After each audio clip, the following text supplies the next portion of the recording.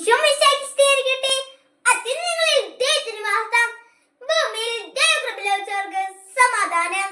Christmas ആഘോഷിക്കാൻ നാം എല്ലാവരും പ്രാർത്ഥിച്ച് ഒരുങ്ങിയിരിക്കുകയാണല്ലോ.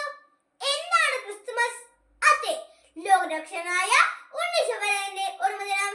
2000 വർഷങ്ങൾക്ക് മുമ്പ് ബത്ലഹേമിലെ പുൽക്കൂട്ടിൽ ജോസഫിന്റെയും മറിയത്തിന്റെയും മകനായി ഉണ്ണീശോ ജനിച്ച പുണ്യദിനം. എല്ലാ വർഷവും ഡിസംബർ 25-നാണ് നമ്മൾ ക്രിസ്തുമസ് ആഘോഷിക്കുന്നത്. നമ്മുടെ ഹൃദയത്തിൽ പിറക്കാനായി ഉണ്ണീശോയ്ക്ക് നാം സ്ഥലമൊരുക്കണം. വീടുകളിൽ പുൽക്കൂട് നിർമ്മിച്ചും നക്ഷത്രങ്ങൾ തൂക്കിയും ക്രിസ്മസ് ട്രീ അലങ്കരിച്ചും ഉണ്ണീശോയെ വരവേൽക്കാം. ക്രിസ്മസ് കാർഡുകളും സമ്മാനങ്ങളും കൈമാറും. വെളുത്ത നീണ്ട താടിയും കണ്ണടയും വെച്ച് മുഖത്ത് പുഞ്ചിരിയുമായി വരുന്ന, കൈനിറയിൽ സമ്മാനങ്ങളുമായി വരുന്ന സാന്റാക്ലോസ് അപ്പൂപ്പനും ക്രിസ്തുമസ് കാലത്തെ കാഴ്ചകളാണ്.